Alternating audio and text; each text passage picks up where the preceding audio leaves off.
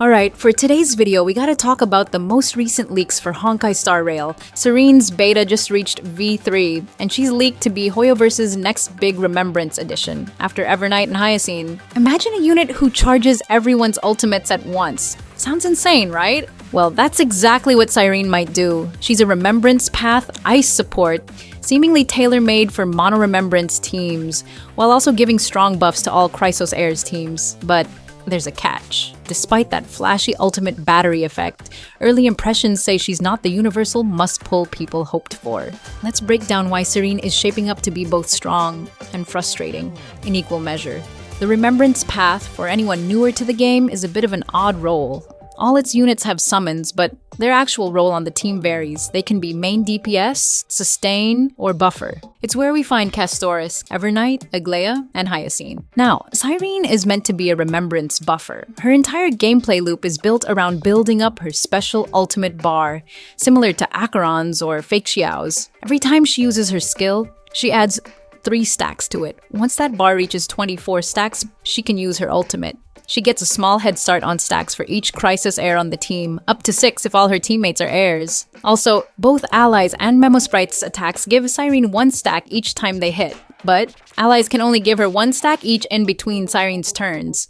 Memo Sprites don't have that restriction. When she uses her ultimate for the first time, she instantly fills every ally's ultimate energy to full. Yes! It's exactly as crazy as it sounds. 1 full party instant recharge, including units that use special ultimate bars like Castoris, Acheron, and Fei Xiao. Immediately after that full team ultimate recharge, she can target an ally to give them a buff. Chrysos heirs get buffs customized to each one, and they're stronger than the general buff given to non-heir units. But here's the thing. While it sounds crazy, reaching those 24 stacks is not an easy ask for most teams, besides a couple.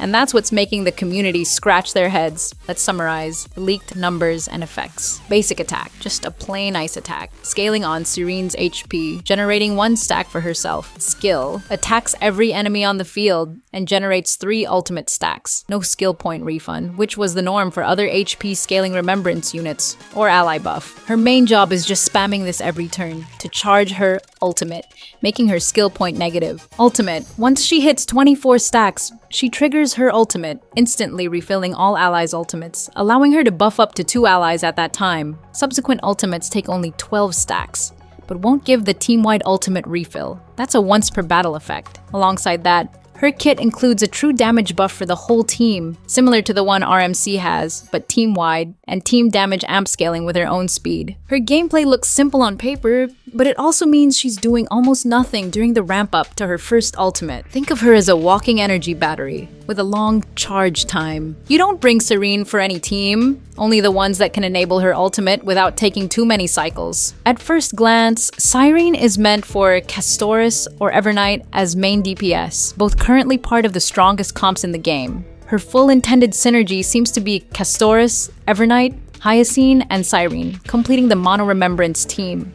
Now, there's a trade-off here. With the Cyrene on the team, you'll have to drop one of the current members, and the one getting the boot is likely Tribby. Tribby in particular is a huge loss. She provides true damage buffs and her own personal damage to the table, which becomes an even bigger loss if you already pulled E1 Tribby. So, in most cases, Cyrene ends up as a small upgrade to the existing premium comp. If you already have Castoris, Evernight, Tribby, and Hyacine, there's almost no reason to replace anyone. But if another team in your account really wants to run Tribby, Cyrene can step in as a strong Tribby replacement on your Remembrance team. In that sense, she's less of a must-pull and more of a comfort pick for Remembrance enjoyers. Cyrene isn't only good for Castorich, though. She has custom buffs for every Chrysos heir, making her a very good option for Aglaya, Naxa, Feinon, Hycelens, and Maide too. Although these teams would have issues charging up Cyrene's ultimate, it can be worked around by adding units such as RMC and Hyacine.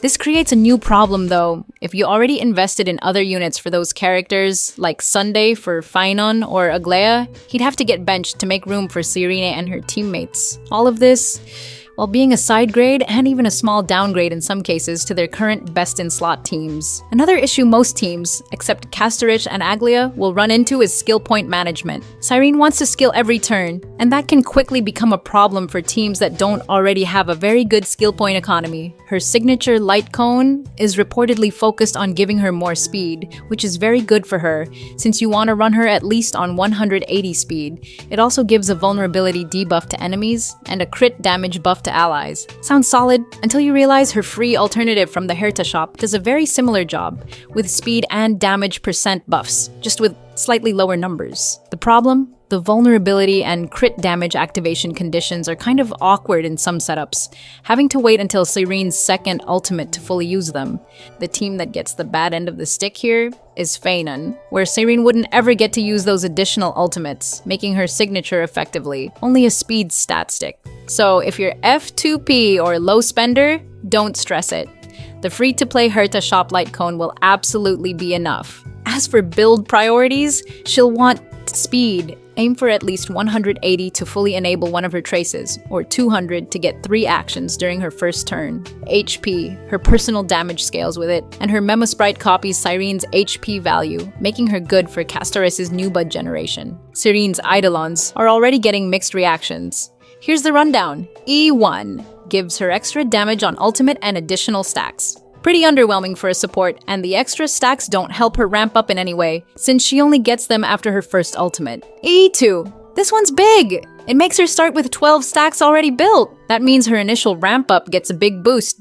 On top of doubling her true damage buff, it's a great quality of life boost, but it's locked behind the third copy. And that's where the complaints start, because that mechanic feels almost required to make her flexible in non-remembrance teams. Without E2, she's just slow. With E2, she's arguably universal. It's strong, but also kind of predatory. E6 gives her team-wide action advance on ultimate trigger. That's huge! Basically, Robin's ultimate as an add-on. It sounds powerful and fun, but at E6, it's pure luxury. Overall verdict, her base kit is complete, and she's a strong unit at E0S0 for mono-remembrance teams. E2 is a big upgrade, and might be considered a must to run her in non-Chrysos Air teams. Let's be clear, Cyrene's concept is cool. A team-wide ultimate enabler, with big custom buffs for the Chrysos Air teams. But right now, she's sitting in an awkward niche. The main issue? Current teams already work perfectly fine without her. Castor's team is already the strongest in the game with Tribi, where Cyrene is a small upgrade, but if your Tribi is E1, Cyrene needs E2S1 to even be a side grade. That's a lot of investment, to not even make your team better. Even beyond that team, she doesn't slot neatly into other archetypes. Feinon teams? You end up charging Cyrene's ult instead of Feinon's, spending your Jades on a side grade, and benching Sunday. The buffs she gives to Feinon are great, but if you already own Feinon Premium, his own E2 is looking more attractive than pulling a new character. Aglaia comps? Same issue. You end up benching Sunday, and even Huo for a side grade. Non-Chrysos Air teams? She contributes nothing, and takes a lot of cycles to even use her ultimate. Don't even try. So, for most casual players, she's not F2P friendly, in the sense that she doesn't open up new team options. She just slightly buffs one team. You probably already have. Alright, here's my honest take.